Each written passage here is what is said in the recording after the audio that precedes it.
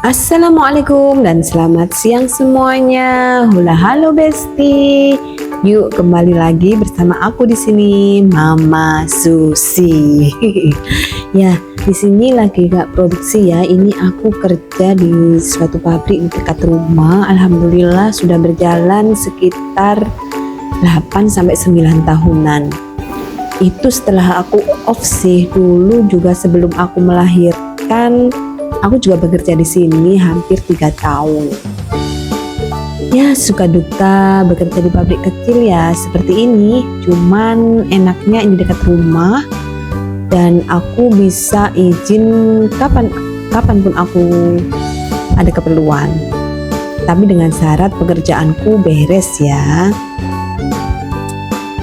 Nih aku lagi ngepel untuk ngisi kegiatan biar nggak bosen. Ini ruang kerja aku bekerja sebagai analis riset juga. Pokoknya apapun pekerjaan yang bisa aku lakukan deh di sini. Karena bosnya ini enak banget, jadi aku kerasan banget ada di sini. Yuk, siapa yang biasanya ngepel seperti ini? Enak banget ya kita ngepel ditemani sama bolde.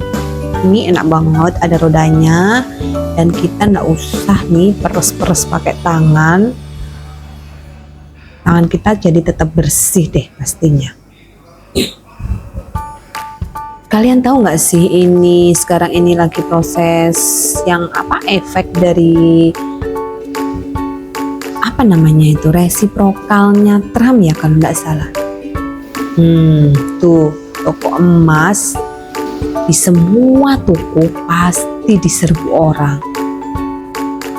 Ya namanya juga orang Indonesia ya, pasti panik buying. Kalau ada informasi apa sedikit aja pasti sudah gembar-gembor dan sudah panik ingin membeli. Padahal yang dibuat beli itu belum tentu uang safe ya, maksudnya uang aman.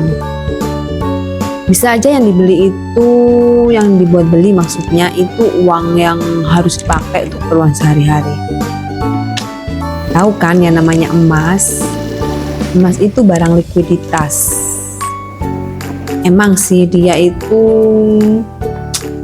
gak akan tergerus sama inflasi.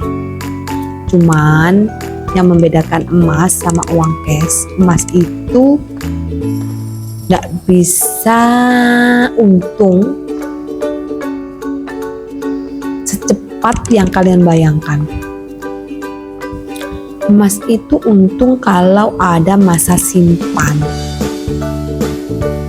Kalau pengalaman aku sih disimpan setahun 2 tahun itu belum tentu untung, bahkan kita akan kena ongkos cetak ya. Atau biasanya kalau perhiasan malah kita akan ada potongan. Ya apapun itu, karena itu sudah keputusan mereka ya gimana lagi, mereka sudah punya prioritasnya masing-masing.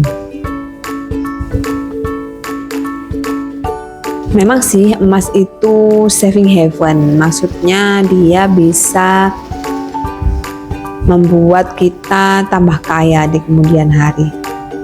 Cuman yang harus dipikirkan, yang harus dipakai untuk beli emas itu adalah uang yang nganggur ya teman-teman.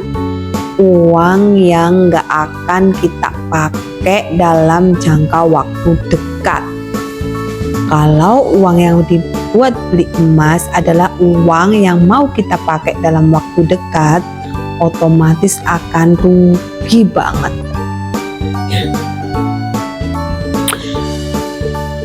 Kalau kita lihat atau mendengarkan podcast-podcast orang yang tentang saving ya, menyimpan atau investasi, biasanya investasi itu yang aman itu emang emas. investasi ada tanah, deposito, tabungan di bank ya. Itu untuk tabungan, uang cash itu harus memenuhi kebutuhan kita dalam jangka kurang lebih 2-3 bulan, bahkan 1 tahun kita harus punya uang tabungan. Zaman sekarang ini. Tapi ada nggak, atau bahkan mungkin dari kalian yang semuanya dari gaji kalian itu atau dari gaji suami kalian itu hanya cukup untuk 1 kali, maksudnya 1 bulan kebutuhan rumah, tidak ada savingnya. Itu rugi banget ya teman. Janganlah mengikuti ego. Usahakan dalam 1 bulan kita harus mempunyai dana untuk tabung ya teman. Karena di kemudian hari kita belum tentu akan ada pendapatan.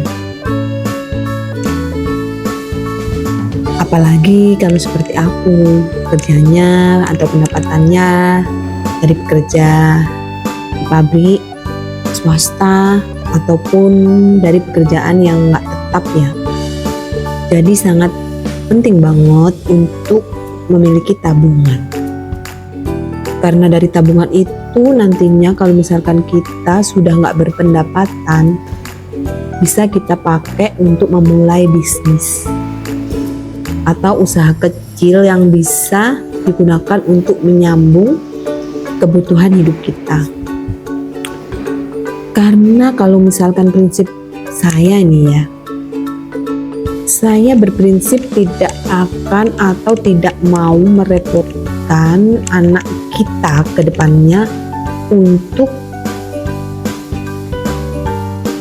maksudnya untuk kita menjagakan mereka gitu. Walaupun itu memang sudah kewajiban mereka. Tapi kalau misalkan kita punya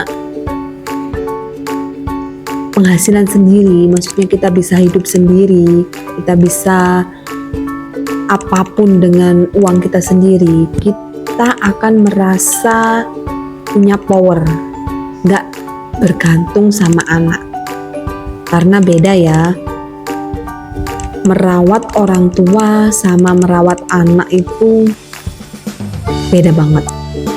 Kita kalau sebagai orang tua merawat anak pasti sangat ikhlas, bahkan nyawa pun akan kita berikan.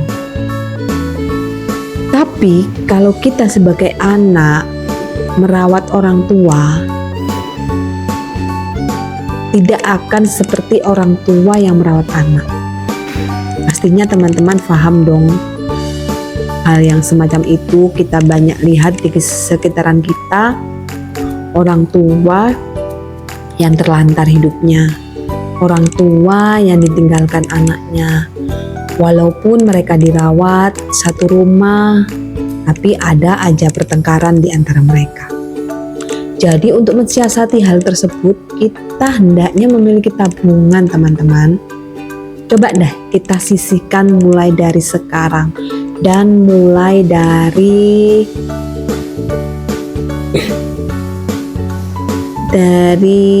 pecahan terkecil, entah itu 1.000, 2.000, 3.000, kebangetan sih itu. Ya paling enggak 100 atau 200 tiap bulan kita harus menyisihkan untuk bekal hari tua kita. Karena ya itu tadi, kita nggak tahu ya ke depannya seperti apa. Syukur-syukur kalau anak kita baik kepada kita, yaitu nilai plus. Ya mungkin segini aja ya teman-teman. Ini segelumit cerita awal aku mulai ngonten. Ya dimaklumin aja kalau belibet dan muter-muter ceritanya. Sebelum diakhiri, terima kasih sudah mendengarkan dan wassalamualaikum warahmatullahi wabarakatuh.